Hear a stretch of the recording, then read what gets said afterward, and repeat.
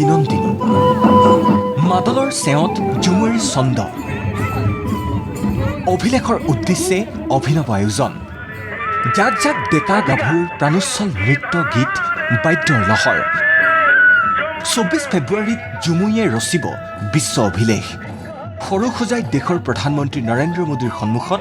৮,০০০ চাহ জনগোষ্ঠীৰ যুৱক যুৱতীয়ে প্ৰদৰ্শন কৰিব ঝুমুৰ নৃত্য অসমীয়াৰ বাবে এক গৌৰৱৰ আধাৰ হৈ বিশ্বজনীন পৰিসৰত এই ঝুমুৰে লাভ কৰিব বিশেষ স্বীকৃতি 24 ফেব্ৰুৱাৰীত ৰচিত হ'বলগীয়া এই অভিলেখৰ বাবে এইদৰেই এতিয়া সাজু হৈছে নৃত্যশিল্পী বাদ্যশিল্পীসকল আজিৰ পৰা প্ৰথমটো দিন আজিৰ পৰা 4 দিনীয়া কাৰ্যসূচীৰে প্ৰশিক্ষণ চলি থাকিব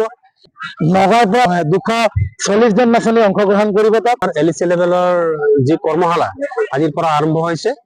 আৰু 3 দিন হ'ব 20 তাৰিখৰ পৰা 23 তাৰিখলৈকে মাষ্টাৰ ট্ৰেইনাৰসকল আমাৰ নগাঁও জিলাৰে হয় নগাঁও জিলাৰ বিভিন্ন বাগিচাৰ হয় বিভিন্ন বাগিচাৰ পৰা তেওঁলোকক গুৱাহাটীত লৈ যোৱা হৈছিল আৰু তেনেকুৱা মাষ্টাৰ ট্ৰেইনাৰ ট্ৰেইন আপ কৰা হৈছিল আৰু তাৰ পিছত তেওঁলোকক আমাৰ এলএচি লেভেলত পঠোৱা হৈছে ৰাজ্যৰ ভিন্ন স্থানত মাষ্টাৰ ট্ৰেইনাৰসকলৰ তত্ত্বাৱধানত চলিছে প্ৰশিক্ষণ সামগ্ৰীৰ ননৈ বাগিচাৰ খেলপথাৰত এয়া ঝুমুৰৰ মনোমোহা ছন্দ শতাধিক যুৱতীৰ নৃত্য যুৱকসকলৰ বাঁহী মাদলৰ চেৱত মুখৰ হৈছে চৌদিশ আমাৰ কলিয়াবৰ বিধানসভা সমষ্টিৰ আমাৰ আজিৰ পৰা আৰম্ভ হৈছে ডক্টৰ টিয়াও ষ্টেডিয়ামত ঝুমুৰ বিনন্দিনীৰ আমাৰ সিলেকশ্যনৰ ট্ৰেইনিং আমাৰ মুঠ 11খন চাহ বাগিচাৰ পৰা আমাৰ আজি 400 পাৰ্টিচিপেণ্টছ আহিছে এপ্ৰক্সিমেটলি তেওঁলোকৰ এতিয়া প্ৰেক্টিচ চলি আছে আৰু আমাৰ সিলেকশ্যন হ'ব আমাৰ কলিয়াবৰ এলএচি কেনে 101জন আমাৰ নিৰ্ধাৰিত কৰি দিছে সিলেক্টেড কৰিব কামৰূপ ডিষ্ট্ৰিক্টৰ কমলপুৰ আৰু ঘাইকে পলাশবাৰী এই দুটা সমষ্টিতে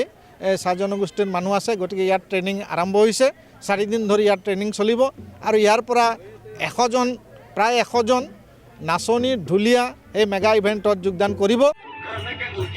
একেখন মঞ্চতে ৮,০০০ যুৱক যুৱতীয়ে সমন্বিতে আপোন কৃষ্টিটোক প্ৰদৰ্শন কৰি অভিলেখ অৰ্জনৰ আখৰাত ব্যস্ত হৈছে এইদৰেই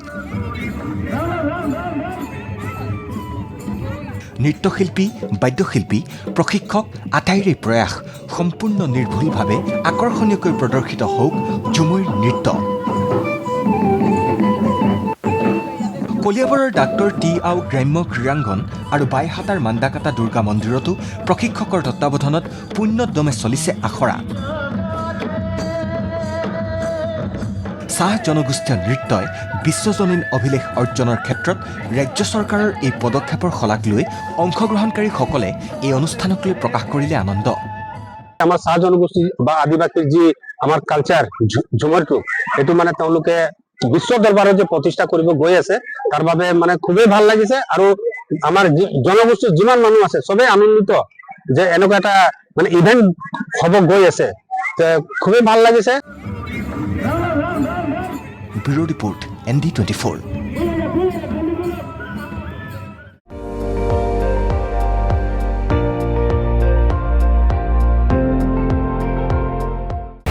আপুনি চাই আছে ND24